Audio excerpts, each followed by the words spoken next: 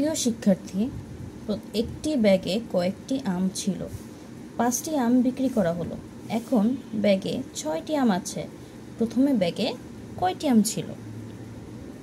এই অঙ্কটি আমরা এখন করব। আম প্রথমে আমরা কয়টি বিক্রি করা হয়েছে সেটা লিখব। আম বিক্রি করা হলো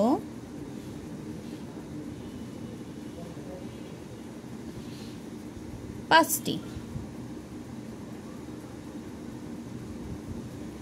এরপর এখন ব্যাগে 6টি আম আছে, তাহলে এখন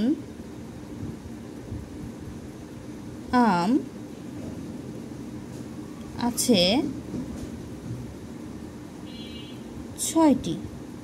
সবসময় আমরা লক্ষ্য করব যে সংখ্যাগুলো একদম সোজাসুজি হতে হবে, একটার নিচে আরেকটা থাকতে হবে, কখনো এদিকে বা ওদিকে সংখ্যাগুলো লেখা যাবে না। এরপর একটা দাগ দিয়ে দিব আমরা। এখন চেয়েছে প্রথমে ব্যাগে কয়টি আম ছিল, অর্থাৎ প্রথমে আমাদের ব্যাগে যে কয়টি আম ছিল তার থেকেই তো বিক্রি করা হয়েছে এবং বিক্রি করার পর অবশিষ্ট আম রয়েছে। সুতরাং তাহলে প্রথমে আমরা যদি যোগ করি তাহলে প্রথমে ব্যাগে কয়টি আম ছিল এটা আমরা পেয়ে যাব। তাহলে এখানে দিব যোগ।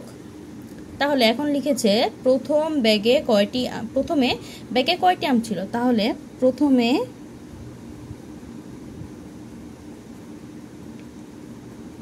আম ছিল